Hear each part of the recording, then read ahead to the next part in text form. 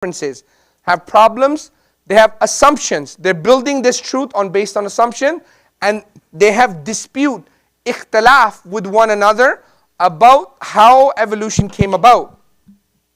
You can go and learn that on your own time. However, I just want to give you some foundations. Evolution is a scientific theory. Based on what we learned earlier about science, does science lead to certainty? No. And if it's a scientific theory, we're not negating it and we're not accepting it. We say, look, if this is the worldview you hold, that's fine. If just I want to add something little for Sure. this, especially because of those that go the higher education university or something. This is something big, at university. Is that right? Yes. So that's actually what they try always to promote it as a scientific things. No, it's a set of belief.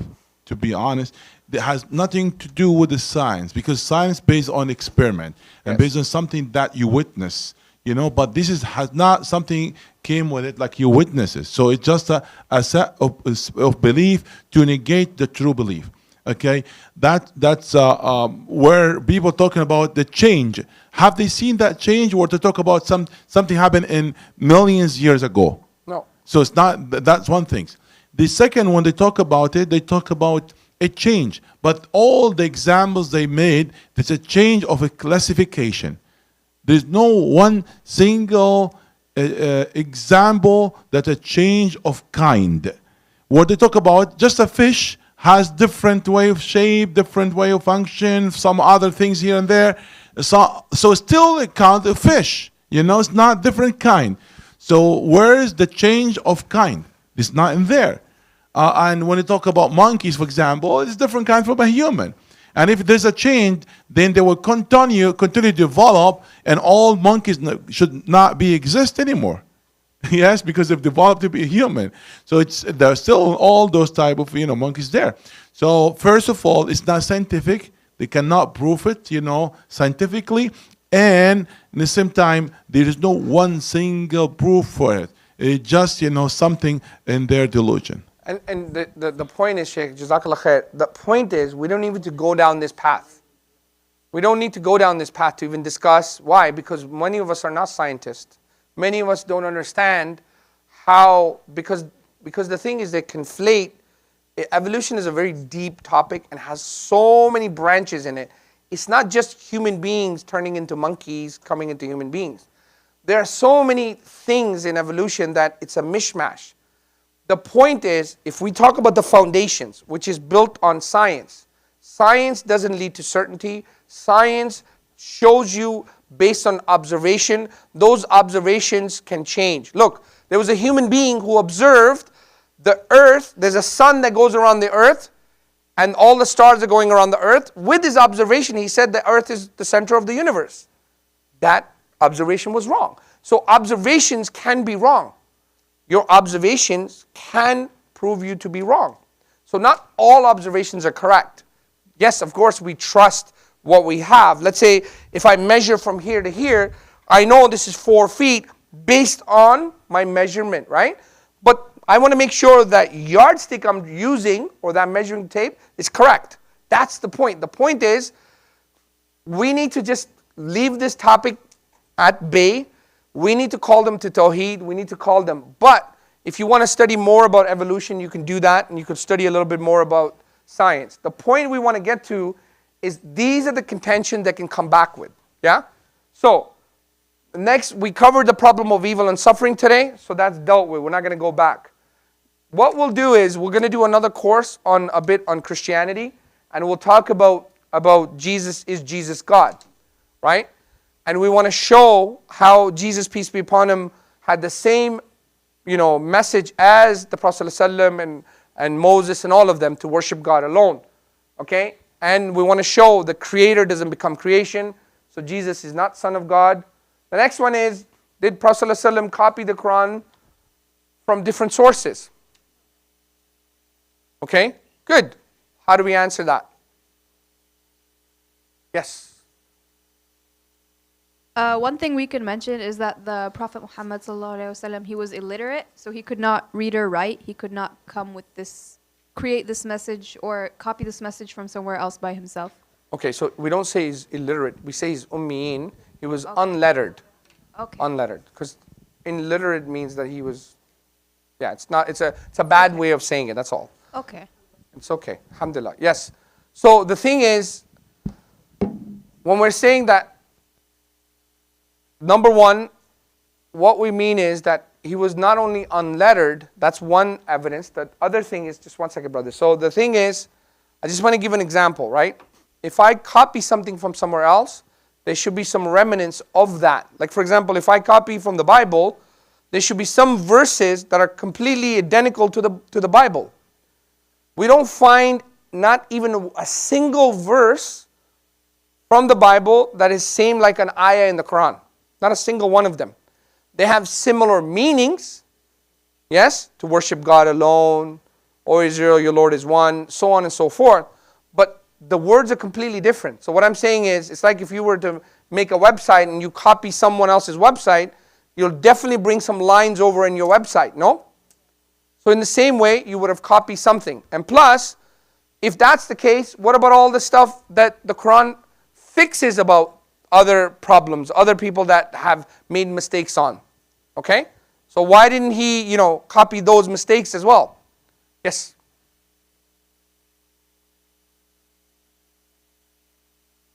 If he really copied it from someone, when God, like in the Quran, said he gave them the challenge to make something like the Quran, then how did someone make that? Exactly. No human being can come with something like it. Yeah. Exactly. So where's the other human beings that made something like it? Exactly. All right. All right. What do we got next here? So, why doesn't God show himself or send angels? What do you mean doesn't need to? Give an answer from an ayah. Yes, sister in the back.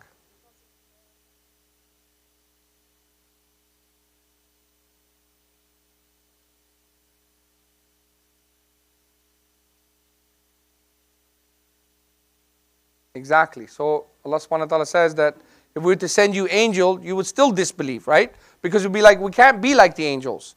So, and not only that, life is a test. One of the things we were speaking to the brother earlier, what's the Surah Baqarah?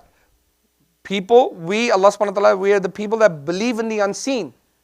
If Allah subhanahu wa ta'ala shows us angels, He shows us who Allah is, then the matter is done. There's no more test. Okay? Here's a good one. Everybody loves this one. I don't follow an organized religion. Okay, based on what we learned this from yesterday. Wait, the young people are really going at it, mashallah. I don't follow Islam, Christianity, Buddhism, any organized religion. I come up with my own ideas of what's right and wrong. That's what it basically means. Who wants to answer? Sister, you answered, you've answered. Anybody else in the back? No? I guess I'm going to have to pick the... Yes, brother. Excellent answer. You already follow man-made laws. Any worldview can become a religion. No religion is a religion. Remember, Islam is not a religion, right? What is Islam? It's a way of life. If you don't follow Islam's way of life, you're following someone else's way of life. Even if you follow your own way of life, that's still your own way of life. You understand? And you know what? Here's the thing. Expose it. I show them and I say, look, bro, when you drive down the road, when it says 80, you may break the law, you may go 100, but you never go 300. Because why? The police will impound your car and take your license away. So you follow man-made laws. You follow laws already. You follow other worldviews. But when it's the highest being, I don't follow any religion. They're being inconsistent. Show them that. Okay? The Quran was inspired by the devil. This is what the argument they can come with. I'll get the new sister. Sorry, sister. Man, Sheikh, the young people are going to just take over this masjid. MashaAllah. First of all, if the Quran was made by the devil, why would it have teachings of good stuff? Excellent, excellent. Okay, go ahead. Why would it be going against? Why would it be cursing the devil? Why would it be saying that he's your clear enemy? Excellent. Yes, sister. Okay, excellent. So, and not only that, the Quran starts with A'udhu billahi minash shaitanir rajim. Mean, take refuge from the Satan. Why would some book start like this? Why would the teaching of Islam would start with this? Okay? So, the science is matter of interpretation. We already did this. Okay, so that's really it, brothers and sisters, about today. Jazakallah khair. So, what we're going to talk about now, just very quickly, because this is really, really, brothers, I know we did 2 days of workshop, but this is really important, okay? I know I need 15 minutes for you to just, that energy you don't have anymore, bring it back out. Just 15, 20 minutes, okay? I know you're tired. I just need this 15 minutes. Very important. Because this part is more important than everything we covered in the last day or two, except calling to Tawheed, obviously. Right? Why? Because we missed this part, okay? Number one, when we've discussed with people, is not to just give them all of this stuff. We need to ask them to accept this worldview. It's very important, brothers and sisters. I know a lot of people talk about Islam with people and they just leave them. Okay? You need to make a formal invitation to Islam. I'll give you an example. I was in Halifax just recently, and the two brothers came up to me and said, hey, I got this brother, and he's got all these arguments and contentions, and I don't know what to do. I don't know how to answer this question. So I went up to him and I said, so brother, do you believe in God? Yes. Do you believe in the Quran is from Allah? Yes. Do you believe Prophet is the Prophet of God? He goes, yes. So I said, you're already Muslim, brother. That's it, you're done. He said, he is. And you know what happened? As soon as I said that, he started to cry. Well, why did he cry? Yeah, because it became real to him. He was just arguing for the sake of arguing. Do you understand? Sometimes human beings, just what I'm saying is, just ask them, okay? Or tell them. Sometimes I just tell them, bro. Because as long as they have the foundation, they believe in God, He's one, they believe that Prophet is the Prophet of God, even if they don't know who He is yet, if they believe the Quran is from Allah, they already are Muslim. The foundations are there. Now you just need to water that plant. You know, you put the seed in, the seed is growing. Now we need to just water it afterwards. So this is the point to talk about, that if the conversation reaches a stage where a formal invitation to accept Islam, summarize, go wrap. What do I mean summarize? There's a creator, He's one, He deserves to be worshipped, He sent us guidance, Quran is from the book of Allah, the Prophet is a prophet of God. Summarize it for them. Show them that Islam is not extremely overcomplicated and difficult. Wallahi, I think sometimes we as Muslims may do disingenuous to Islam. We make Islam like it's so complicated. Islam is simple, yet it can have profound meanings and depth to it. But the simplest idea, what would you tell them what Islam is? Here's where summarizing Islam. A life that's pleasing to Allah, because this is how God wants us to live. This is how we're summarizing, we're explaining what is Islam, okay? 5 pillars of Islam, how we live as a Muslim. Yes, we all know 5 pillars of Islam, okay? Good characters and good quality. I remember this one Sheikh I was listening to. He goes, you know, when someone accepts Shahada with me and becomes Muslim, I talk about Salah and all those things that I teach them. But before I get to that level, first I teach them basic things about truth. Being truthful. Don't lie. Keep your promise. Fulfill your trust. Be just. Okay? Even against you, your family, yourself. Respect parents. These are simple ideas that would speak to the human being's fitrah. Okay? Encourage good and discourage wrong. These are all Islamic virtues and principles to get them to understand what does it take to be a Muslim. Okay? Accepting Islam should be an informed decision. Review the Shahada so they know what the statements implies and entails. It is a commitment. What do we mean by that? Brothers, there's a new world out there. Today, people change religions like they change their clothes. Because everybody's in the feeling of experience. You know how many Muslims have come up to me and they said, I don't pray anymore. I said, why? I don't feel prayer. Look, bro, you don't have to like Salah. I don't, some days, maybe not want to get up for Fajr. It's not about feelings. It's a commandment from Allah. You understand? It's not about what you feel or what I feel. That's why Islam is about submission. So what we're trying to say is to show them that what is Islam is once you accept this, you are what? You have made an agreement with Allah, a covenant with Allah to worship Him alone. La ilaha illallah. Right? And Muhammad Rasulullah. Means you've made a covenant with Allah to take Prophet ﷺ as an example and a guide how to live your life. This is really important, brothers and sisters. I was explaining to someone earlier, there was a sister who became Muslim, but she wouldn't pray. She just wouldn't pray. Because she's like, well, I believe in God. Obviously, she might have some egos and other issues, but the point is, she's like, what she didn't understand, or maybe the lack of explaining to her, that it's not just becoming a Muslim. It's about taking the Prophet ﷺ as a role model. What he said, what he did, what he approved of, what he disapproved of. This is part of our belief. Okay? So get them to understand that. Many people have shown interest, but no one is ever invited. Like I said, there was a brother who knew Islam was true 20 years ago, but nobody actually formally asked them to become a Muslim. And I gave an example, I don't know if I did. One of the first shahadas the team had when I was in 2016, there was a brother coming and he says, you know, he's walking towards me and I said, hey, we're out here, we're speaking about Islam. Do you know anything about Islam? He goes, yeah, of course. I said, what do you know? He goes, I read the whole Quran. I'm like, okay. He's like, so I said, so why are you not a Muslim yet? He goes, well, I have to read Sahih Muslim and Sahih Bukhari. I'm like, bro, even I haven't read Sahih Muslim and Sahih Bukhari. I said, do you even know how to become a Muslim? He goes, no.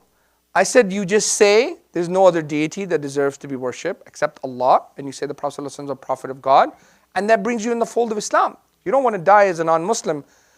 Do you want to accept this worldview? He says, yeah. Khalas. I'm trying to explain to you, there was no dawah. There was no like, he's God, he's one. Let me explain to you, splitting philosophical hairs and going into depth. Are you sure he was a prophet? Da, da, da. No. He was ready. He's somebody already, Allah had already opened up his heart. You might be that person that may give someone dawah and somebody else might actually ask for the shahada. Or you might be the person that he comes to that he already believes in this. Allah is just using you as the means. Okay? So, remember, sincerity is key. Be sincere in wanting guidance for them. Guidance in the hand of Allah. Our job is to convey, okay, to invite. It's Allah's job to open their heart to Islam. If they do not accept Islam at that moment, do not stop. Okay, call them later on, take them out for dinner, take them out for coffee, exchange phone numbers, have a regular show best character, so the dawah doesn't stop just because someone didn't accept it. There are many companions that didn't accept Islam.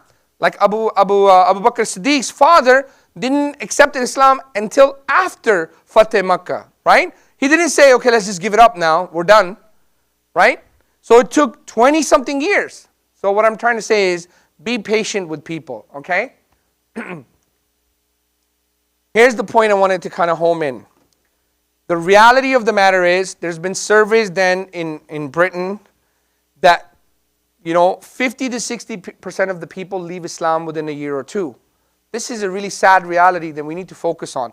It's not just about giving dawah. We need to focus on the aftercare.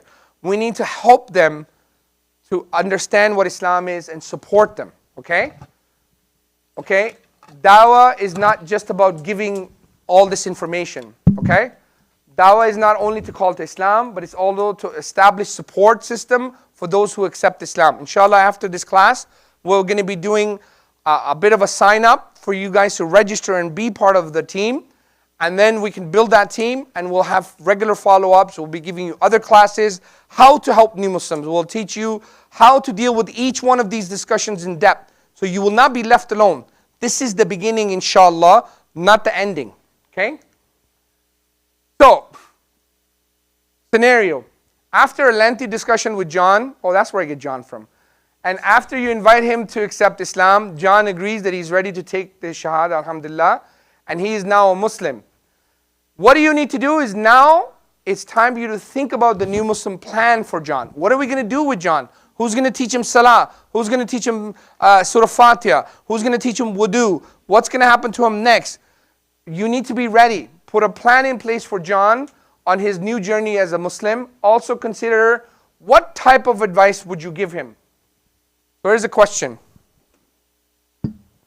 John's become Muslim and he says, hey, my mom and dad found out I'm now, I'm Muslim and she doesn't want me at home. Right? What do we do with him? Or, there's a sister, we've seen this, like, wallahi, we have so many stories to tell you that it'll probably scare you. We have sisters that actually marry Muslims. And Muslim men abuse new Muslim sisters.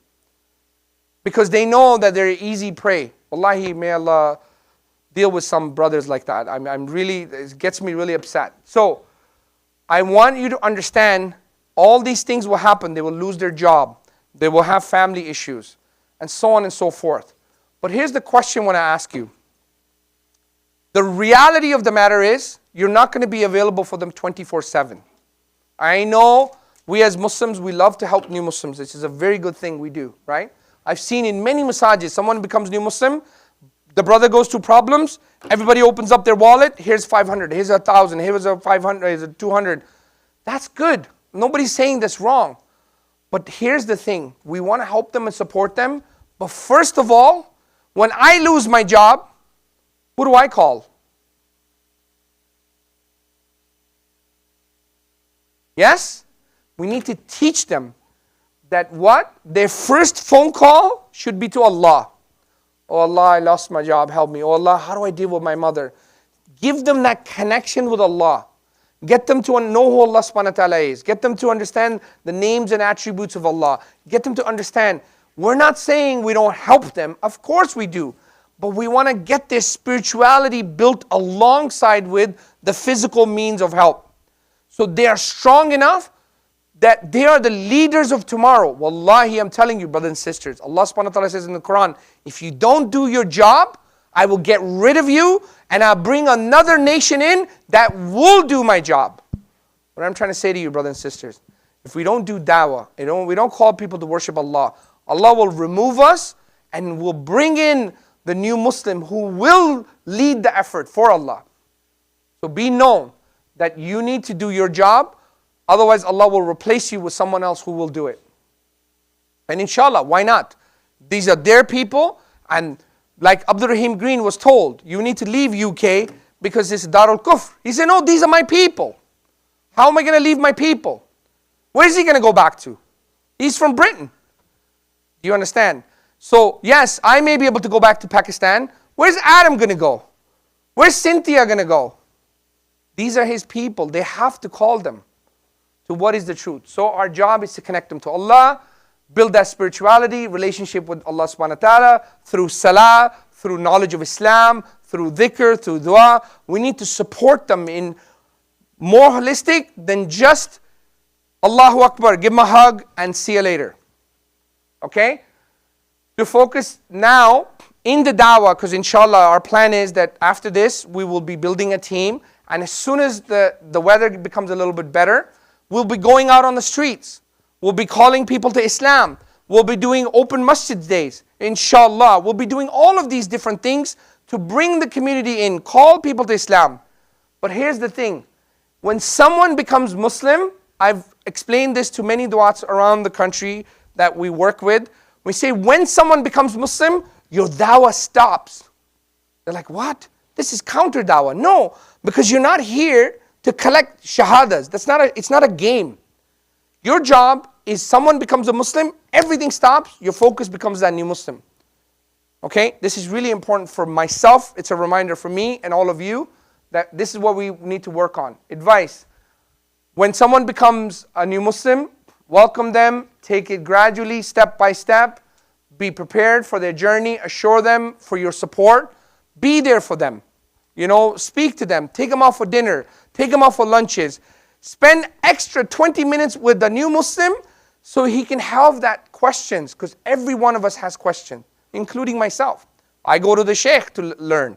The Sheikh might be searching some fatawas from different people. No one knows everything. Okay? So, connecting with them with a mentor to the masjid, staying in regular contacts with them, making dua for them. Wallahi, you know, we have to make dua for each other. Dua is such a powerful weapon that this is something that's really missing with us. Okay? Develop their knowledge, understanding of Islam. Now, the point is, all of this to learn is not to know this knowledge and then go back to the bedroom and just go to sleep. It's to act upon it. So, what we mean here is when the Prophet ﷺ is saying, or Allah subhanahu wa ta'ala is called to the way of your Lord, or the Prophet ﷺ convey for me even an ayah, this is a commandment, okay? This commandment is from Allah and it's talking directly to us. Okay? This hadith, I don't know if many of you know this or not. The hadith goes like this. This matter of Islam will reach wherever night and day will reach. And Allah will enter into every home, even if they were made from mud or hair, by the might of those who are mighty, and the disgrace of those who are disgraced, with glory that Allah glorifies Islam, and disgraces that He will disgrace disbelief with them. This hadith, when the brothers in UK came across this hadith, they didn't just say, yeah, that's an amazing hadith. They took that to action. Okay? And they said, look, if there's ever a time that Islam will enter every home, it has to be now. With the technology, with the travel, with the planes, and so on and so forth. Brothers, we have Muslims, new Muslims, in places that you can't even fly in. You have to fly into a certain place and take a boat. Or may have to walk for these areas. It's happening in our life. And this is not a metaphorical thing. This is physical. There'll be a physical Muslim in every home. So what we're saying is, either you're part of this process or you're sitting out. Do you want to be that person that your great-great-great-grandkids will say, you know what? My great-great-great-grandfather was part of that movement. Or do you want to be the one who just was washed out by history? No one will remember you. Wallahi, Allah subhanahu wa ta'ala gives us this reminder. 300 years from now, no one will know us. No one. Allah is the one who knows us for what we've done. So this is a imana for us to take this seriously and act upon it. Okay? So, I just want to, just 2 more slides. What I want to share with you is we need to just not say we'll do it. We will need to have an action plan. Okay? Not, let's just do it. No, what's the plan? So what we're saying is, we need to figure out what are the current Dawah activities taking place. What Dawah activities can we set up? What do we need to do these activities? We need to have this plan in place. It has to be smart, means, strategic, measurable, attainable, retainable. Okay? So this is really important. Okay? And hold yourself accountable. That's the point. Sheikh, I'll get it over to you, inshallah. May Allah subhanahu wa ta'ala bless you, Brother Ali, for all your effort and put that in your record of hasanat. Ameen. As the Brother Ali said, 300 years from now, nobody will be exist. Actually, maybe 50 years from now, none of us will be exist. Maybe the youngest one, maybe a little bit, you know, if they're left longer. But for sure, 100 years from now, none of us, you know, here, they're gonna be exist. Yeah, generally speaking. But we want our life to be extended. And why? Because we want our reward to be extended. This is the way how you extended your reward. Because this effort you're going to make in these years, that will matter. So even, you die, your reward will be continued. Who doesn't want that? There are many people that their reward after their life more than the reward that they made in their life. And we want to be among those ones. I mean. And that's not going to be happen, unless you involve in da'wah and such, activities. You know, when you be in Dawah, you are continuing the mission of the Prophet ﷺ. What a great honor. You continue the mission of the Prophet ﷺ and you're doing that. So Allah have choose you to do this. So who inshallah want to involve in a da'wah activities in the future? I want to see hands. MashaAllah, MashaAllah. May Allah bless all of you. Just one thing I want to tell you. As sometimes we're happy and enjoy that there are many shahadas. Like in last month we have 5 or 6 shahadas here in last month and a half, 6 shahada in this masjid. Okay, that's alhamdulillah. We are happy and say Allahu Akbar. Sometimes we share that shahada with you. Sometimes people that don't like, because they have some issues they don't want to publicize. But anyway, but do you know that there are 70% of those that accept Islam, they turn back? And we have to admit it. That's because of our shortcoming, because our faults. We are not taking care of these, duties as supposed to be. So we cannot run from responsibility. We cannot say this is not our problems. No, it is our problems. So at least we're going to do something. So we have excuses when Allah will ask us. At least we have done something. قالوا معذرة إلى ربكم. So Allah will going to question us not only about those they have not accepted Islam, but those who came to Islam, but then they left Islam because we have not welcomed them as supposed to be. Do you know about Muhajirin and Ansar? Still that idea should be there, the Muhajirin and Ansar. And who's the Muhajirin and who's the Ansar? Are we Muhajirin or we are the Ansar? We think that's we are immigrant. We came from different places, so we are immigrant. We are the Muhajirin. No, should be the Ansar. And who is the immigrant? The new Muslims. The new Muslims are the immigrant. They left the kufr and they came to Islam. So they are the immigrant. And we are the Ansar. We should welcome them as the Ansar that did for Muhajirin. Are we ready to do that? Sometimes turn around, somebody accepted Islam and I want to link that person with somebody else. I couldn't find somebody around me. Are you consider yourself that you are ready? You'll be in my list. If somebody came to Islam, you link that person with you. Are ready to be Ansari for that person? Inshallah. I want to see hands. You want to be Ansari? Allahu Akbar. Allahu Akbar. Allahu Jazakumullahu khairan. Allahu Akbar. Barakallahu fikum. Okay, let's begin with the first part, which we want to kind of listen. Nobody needs to pass this. That's not the point. We want to just understand what you've retained. And we want to know what I can improve as a teacher, as an instructor. So I'm not judging you, I'm judging me. So I would like each and every one of you to scan this. And there is a multiple choice question answers. It's about 70 questions. Okay? Yes, it is, being honest, because we were 2 days of workshop. So it's going to go through some questions. It should take you about 20 minutes to half an hour. Okay? And if you have any questions, call me. I will come up to you. We want to give you a test that you're going to pass. If you don't understand something, inshallah, we'll walk through it, okay? So, let's start now. And I'm going to put a timer on. 5:25, okay? We're going to go through the questions. Within 25 minutes, you should be able to do this, inshallah. Everybody got it? No internet. Can we give him a Wi-Fi password here? Anybody has? Brother, do you have the Wi-Fi password? Temporary, no? There's no guest? Okay. Here, you know what? You take my phone. Can I have the phone?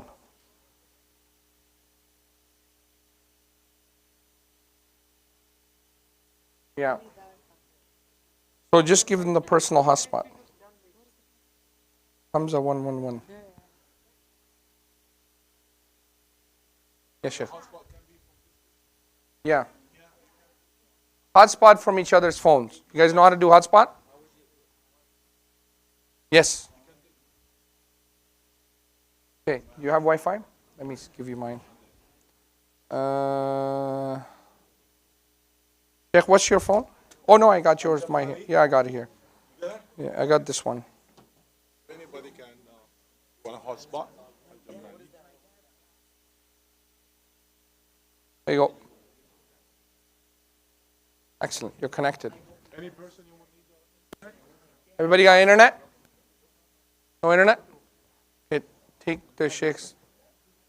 Take the Sheikhs. Yeah? Yeah, for sure. You can use my phone. Yeah, they're just using it on the other side. As soon as we're done, you need to call it right now. Yeah, yeah. No.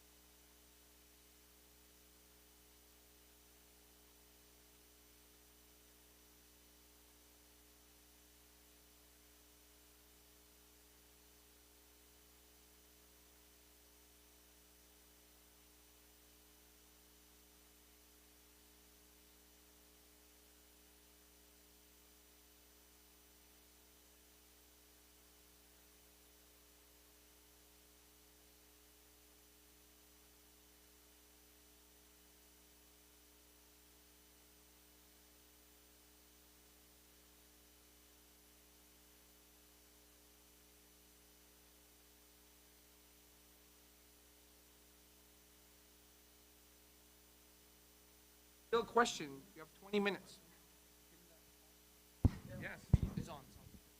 Check, check. Guys, you guys have 25 minutes, yeah? So whatever, even if you get it wrong, just keep moving forward.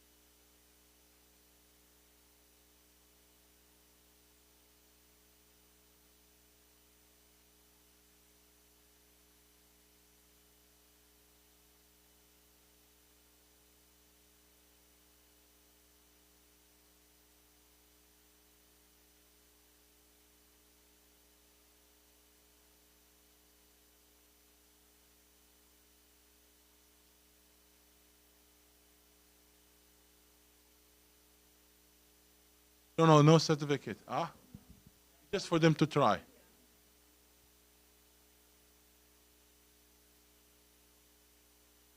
What do you mean?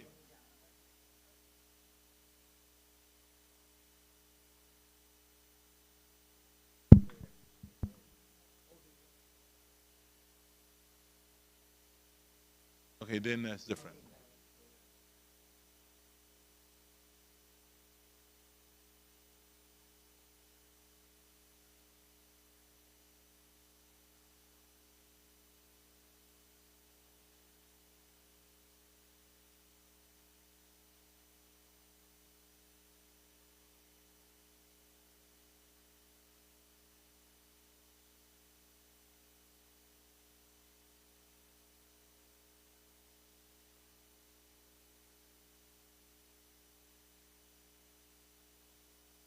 So far, so good? Alhamdulillah. Is allowed cheating? Okay.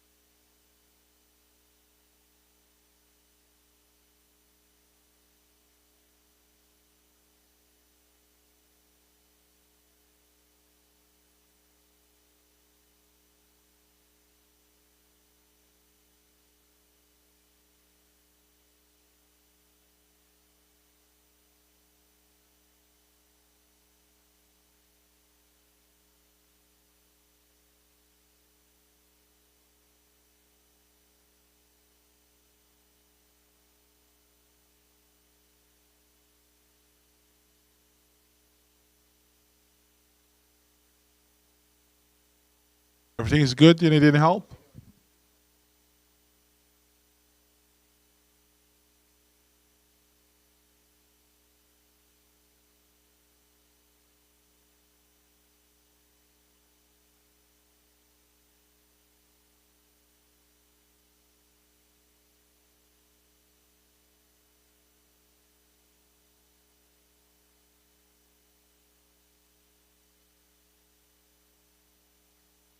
Is the exam time, yes? Like, think of the hereafter test, yeah?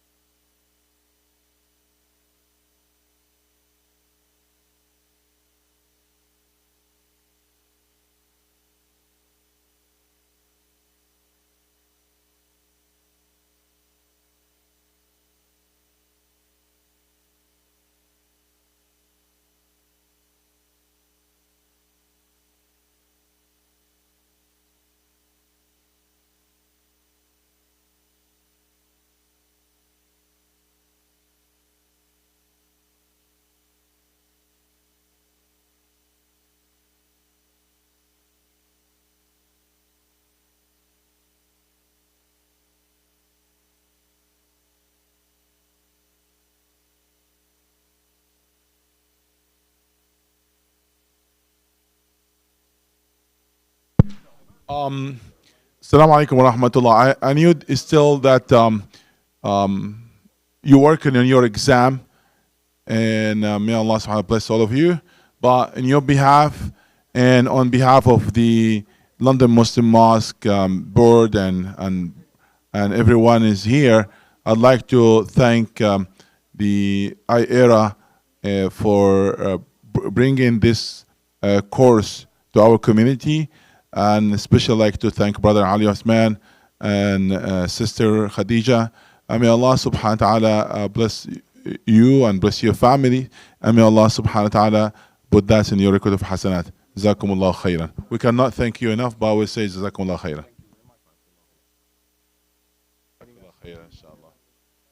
Ameen, ameen. Ameen. Assalamu alaikum wa rahmatullah.